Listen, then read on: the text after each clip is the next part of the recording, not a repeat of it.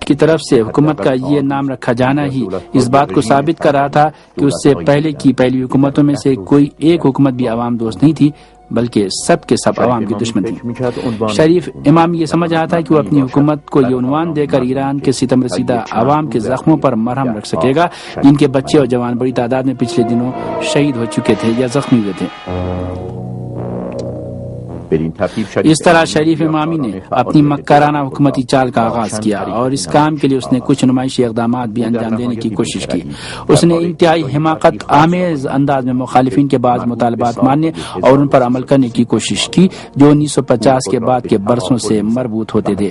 اس نے خود کو تجاہل میں ڈال رکھا تھا اور وہ یہ بھی ہمت نہیں کر پا رہا تھا کہ تنہائی میں ہی صحیح امام خمینی کے ان نظریات اور عزائم کے بارے میں سوچتا جو انہوں نے ایرانی عوام کے ساتھ مل کر ایک اعلیٰ مقصد تک پہنچنے کے لیے پختہ کر رکھے تھے، اور وہ اعلیٰ مقصد اسلامی تعلیمات اور عدل و انصاف حکومت کی تشکیل تھا۔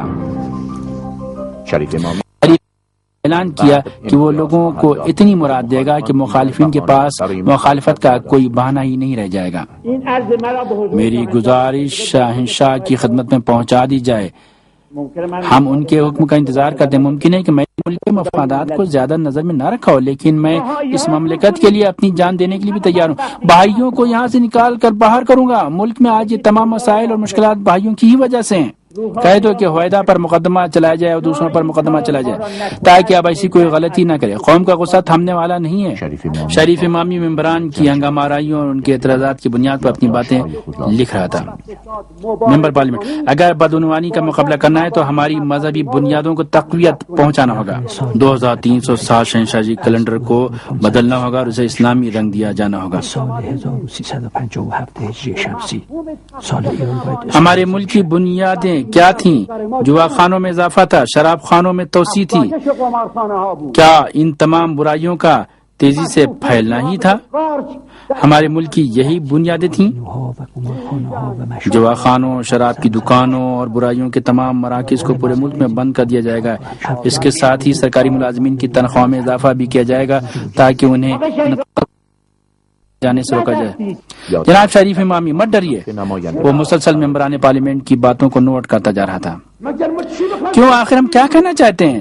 میں نے اپنی کچھ باتیں اس کتابچے میں لکھ دی ہیں، اسے پڑھ لیجئے۔ آخر ہم کیا کہنا چاہتے ہیں؟ ان باتوں کو کہیں جنہیں شریف امامی نے پوری جرأت کے ساتھ اپنے پروگرام میں لکھا ہے، ان کو کہیں۔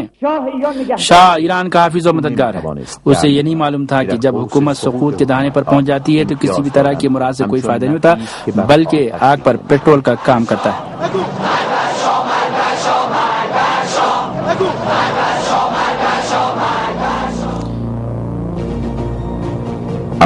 لیکن جو بات سامنے آئی وہ یہ کہ قومی آشتی کی حکومت محض ایک فریب و دھوکہ تھا، وہ ایک مکرانہ چال تھی۔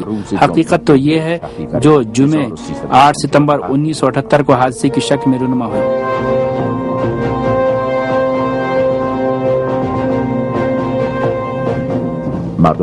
تہران کے عوام نے 4 ستمبر 1978 کو جو عید فطر کا دن تھا، شہید آیت اللہ ڈاکٹر مفتح کی امامت میں انتہائی پرشکوہ طریقے سے نماز عید ادا کرنے اور ان کی تقریر سننے کے بعد کسی پیشگی پروگرام کے بغیر ہی خود جوش طریقے سے پل رومی کے علاقے سے اپنی ریلی شروع کر دی، اور جب یہ جلوس تہران کے پیچے شمران علاقے میں پہنچا تو اس وقت مظاہرے میں 10 لاکھ افراد شامل ہو چکے تھے۔ پیچے شمران پہنچ کر مظاہرے کے شرکا نے نماز ظہر و عصر جماعت کے ساتھ ادا کی۔ اس پورے جلوس کے دوران شاہ اور اس کی حکومت کے خلاف تند و تیز نعرے لگتے رہے۔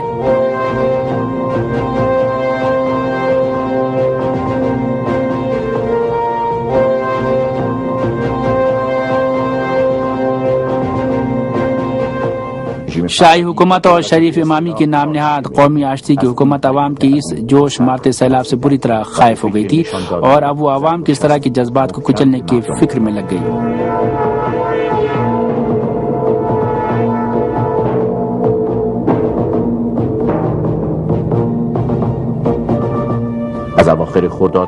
ادھر اصفہان شہر میں خرداد 1978 سے ہی عوام ایمرجنسی اور کرفیو کے قانون کے تحت زندگی گزار رہے تھے۔ بریگیڈیئر اویسی جو ایک بلند پایہ فوجی افسر تھا، اس کو شاہ نے 5 جون 1978 63 کے دن اس کے ذریعے ڈھائے گئے مظالم کے انعام کے طور پر بے پناہ دولت و ثروت دے رکھی تو اس نے عوام کے ان جذبات و تحریک کو کچلنے کے لیے شاہ سے رابطہ کیا۔ شاہ نے بھی اویسی کی کچھ باتیں مان لی اور پھر اپنے مخالفین کو سختی سے کچلنے کے لیے شاہ نے اویسی کو کچھ ہدایات بھی دی۔ اس کے اگلے دن حکومت کے ترجمان داریوش ہمایوں نے حکومتی اقدامات کی توجیہ کرنے کے لیے ریڈیو اور ٹیلی ویژن پر ایک انٹرویو دیا۔ اویسی گوشزد کرد۔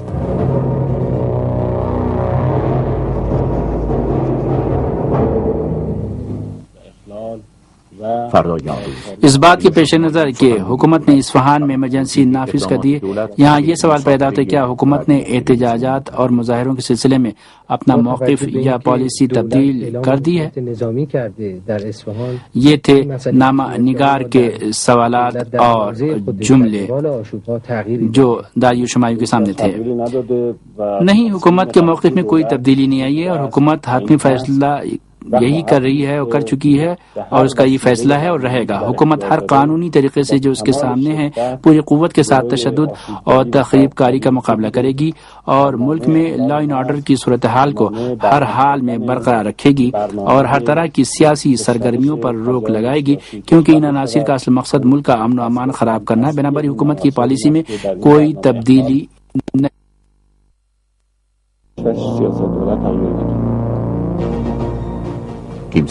بریگیڈیئر ناجر کو اصفہان کے گورنر کے طور پر مقرر کر دیا گیا۔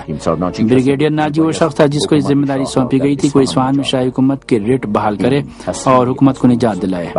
اس کے بارے میں لوگ جو تصور کرتے وہ یہ کہ وہ ایک بہت ہی سخت انسان ہے اور وہ لوگوں کو ایمرجنسی یا کرفیو کے نفاذ کی دھمکیاں دیتا تھا۔ شاہی حکومت نے ایک ایسے وقت جب اس کا وزیر اعظم شریف امامی جو جواخانوں اور فحاشی کے اڈوں کو بند کرنے اور سرکاری ملازمین کی تنخواہوں میں اضافے کے وعدے دے رہا تھا اور اس کے ذریعے عوام کو دھوکہ دینے کی کوشش کر رہا تھا، اپنے متعدد خفیہ اجلاسوں میں عوام کی تحریک کو کچلنے کے پروگرام ترتیب دے رہا تھا۔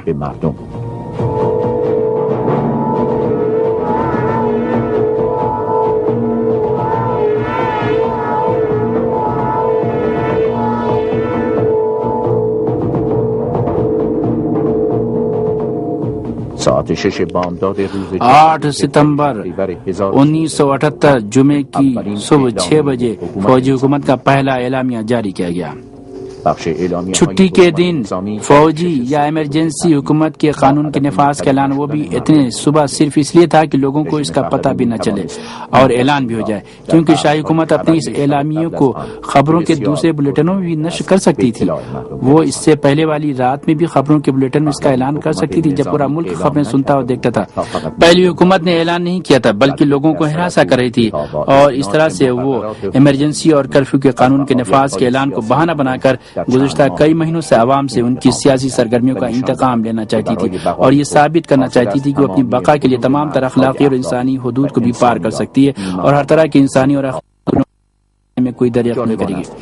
دلچسپ بات یہ ہے کہ شریف امامی کی حکومت نے 8 ستمبر کے سانحے کے کہ جب تہران سمیت ملک کے 11 دیگر شہروں میں ایمرجنسی اور کرفیو نافذ کر دیا تھا، 5 دنوں بعد یعنی 13 ستمبر 1978 کو تہران اور 11 دیگر شہروں میں ایمرجنسی کے نفاذ کا بل پارلیمنٹ میں پیش کیا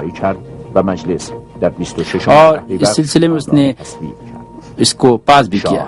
شاہ کا وتیرہ یہی تھا کہ وہ پہلے لوگوں کا قتل عام کرتا پھر پارلیمنٹ میں بل پیش کرتا اور اس کے بعد پارلیمنٹ نے بھی 26 شہریور یعنی 17 ستمبر 1978 کو اس بل کی منظوری دے دی۔ اس وقت کی پارلیمنٹ کا بھی کام یہی تھا کہ وہ اپنے اس طرح کے اقدامات کے ذریعے دنیا والوں پر یہ ظاہر کرنا چاہتی تھی کہ وہ ایک جمہوری پارلیمنٹ ہے۔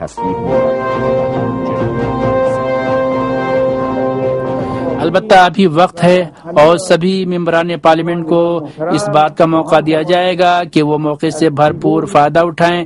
میں بہت شکر گزار ہوں کہ انہوں نے صرف مذاکرات کی بنیاد پر ووٹ دیے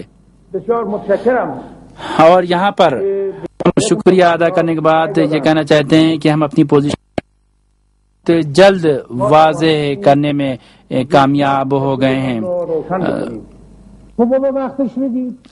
انہیں موقع دیا جائے کہ یہ اپنا کام انجام دیں.